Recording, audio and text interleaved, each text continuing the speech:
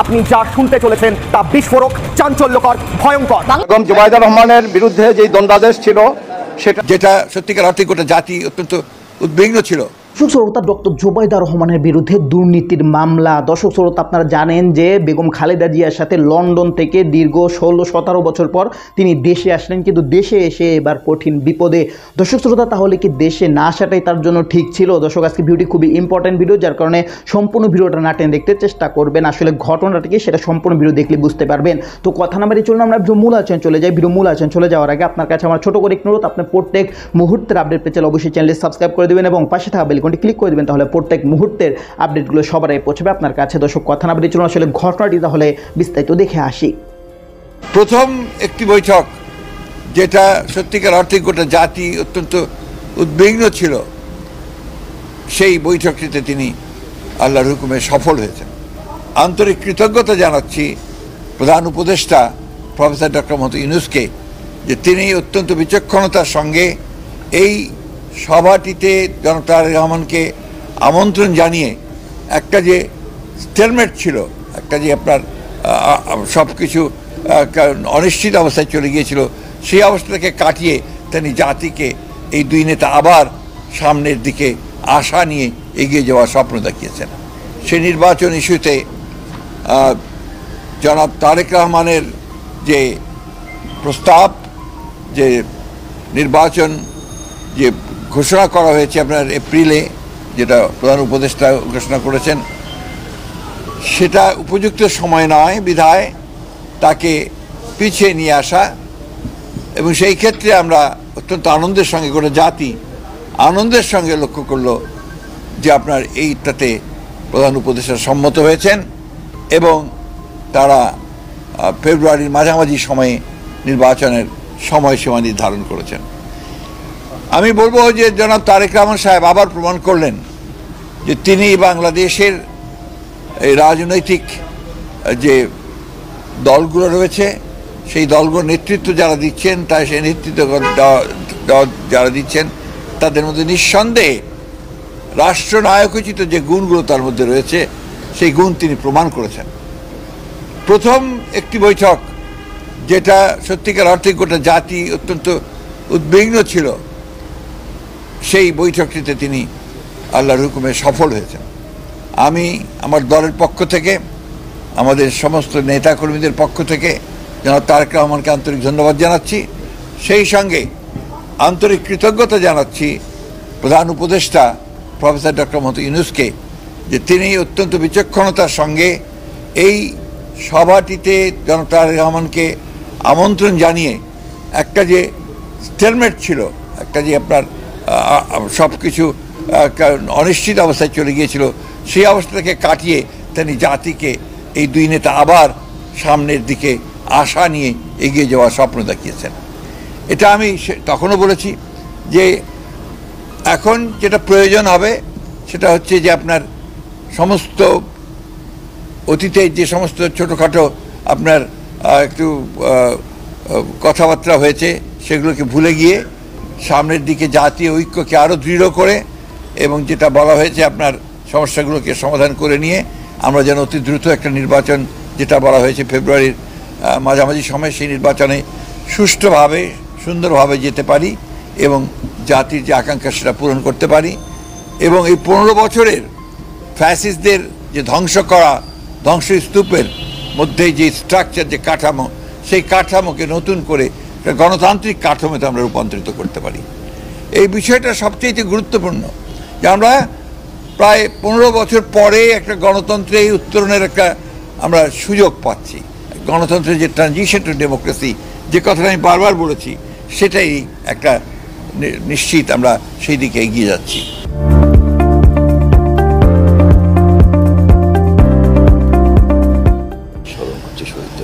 আমি এই সঙ্গে আজকে সত্যিকার করতে বলতে কি সবচেয়ে বেশি স্মরণ করতে হয় আমাদের সেই সমস্ত শহীদদেরকে, যারা জুলাই আগস্ট মাসে তারা অধিকার আদায়ের জন্যে তারা তাদের প্রাণ দিয়েছেন, প্রাণ দিয়ে সেই পরিবর্তন ঘটিয়েছেন, ফ্যাসিস্টকে পরাজিত করে তাকে পালিয়ে যেতে বাধ্য করেছেন, এবং বাংলাদেশের মানুষের জন্য একটা নতুন সম্ভাবনার সৃষ্টি করেছেন।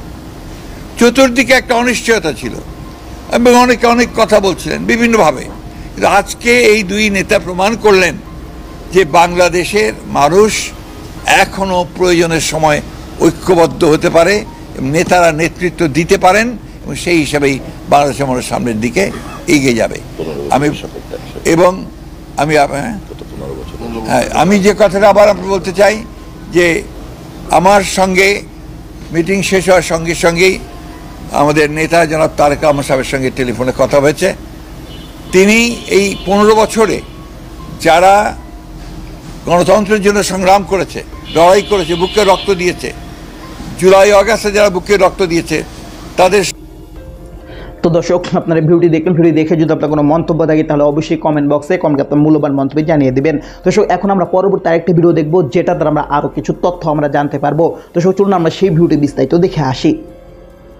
বেগম জুবাইদা রহমানের বিরুদ্ধে যেই দণ্ডাদেশ ছিল সেটা থেকে উনি নির্দোষ সাব্যস্তে খালাস হয়েছেন এবং আমরা এই আপিল শুনানি করতে গিয়ে বাংলাদেশ সুপ্রিম কোর্টের ইদানিংকালে ম্যাডাম খালেদা জিয়া চ্যারিটেবল মামলা এবং গিয়াসউদ্দিন আল মামুন সাহেবের সাথে আরেকটা আপনার মানি লন্ডারিংয়ের মামলা এবং আপনার 21শে আগস্টের গ্রেনেড হামলা মামলায় যদিও তারেক রহমান সাহেবের কোনো আপিল ছিল না, কিন্তু মাননীয় আদালতকে আমরা আমাদের supreme court, Pakistan supreme court, Indian supreme কোর্টের বিভিন্ন জাজমেন্ট দিয়ে আমরা দেখিয়েছি যে যদি মামলা এজ এ হোল দেখা যায় যে কারো বিরুদ্ধে প্রমাণ হয় নাই, সেক্ষেত্রে যারা আপিল করতে পারেননি তাদেরকেও আপনারা এইটার বেনিফিট, এই একুইটারের বেনিফিট তাকেও আপনারা দিতে পারেন।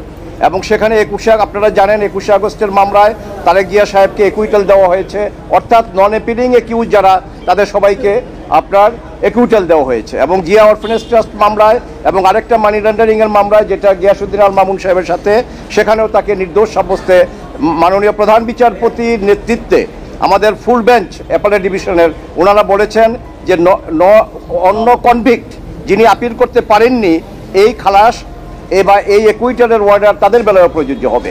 আজকে আমরা এই কোর্টে বেগম জুবাইদা রহমানের মামলায়ও আমরা একই কথা বলেছি এবং বলেছি যে মিলার্ড, আপনি যেহেতু দেখতে পাচ্ছেন কাগজপত্র, ডকুমেন্ট এবং অন্যান্য যা কিছু আছে তা থেকে এই মামলা তারেক রহমান সাহেবের বিরুদ্ধে উনি কোনো জ্ঞাত আয় বহির্ভূত কোনো সম্পদের অধিকারী নহেন এবং কোনো সম্পত্তি উনি ডিজনেস্টলি অর্থভাবে উনি কোনো অর্জন করেন নাই।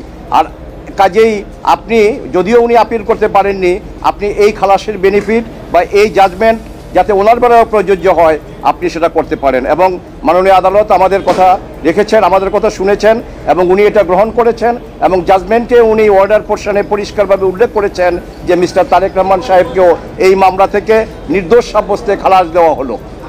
শাইনি চুলে এখন হবে সব হেয়ারস্টাইল, সিল্কোর দ্বিগুণ শাইনি চুল প্রতিদিন।